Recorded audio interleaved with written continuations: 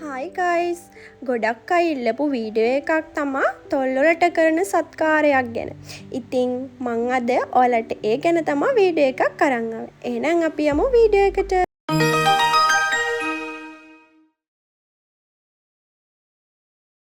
මේක හදන්න අපිට අවශ්‍ය වන්නේ පෙට්‍රෝලියම් ජෙල්. ඒ වගේම අපිට ආය ඕන වෙනවා ග්ලිසරින්. ග්ලිසරින් මේ විදිහට අපි ග්ලිසරින් අරගෙන අපි මේකට ඩ්‍රොප් දෙක තුනක් වැස්ලින් එකට ග්ලිසරින් එකතු කරගන්න ඕනේ.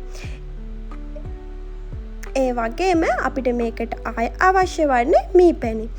ඒකට අපි මීපැණි ග්ලිසරිනුයි ඒ ටික හොඳට අපි මිශ්‍ර කරගන්න ඕනේ. මිශ්‍ර කරගෙන ඔයාලා මේක යූස් කරන්න ඕනේ රාත්‍රී කාලයේදී.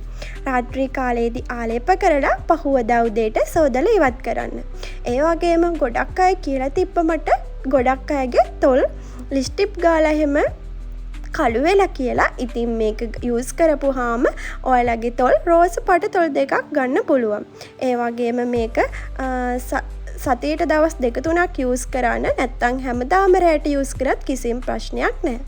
ගැහණු පිරිමි භේදයකින් තොරව මේක යූස් කරන්න පුළුවන්.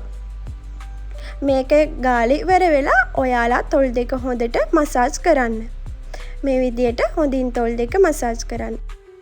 මේක ගාලා ඔයාලා දවස් 2ක් විතර ගානකොට ඔයාලට ප්‍රතිඵල බලා ගන්න පුළුවන්. මේක ගාලා බලලා අනිවාර්යෙන්ම ඔයාලා අමතක නොකර කමෙන්ට් එකක් දාන්න.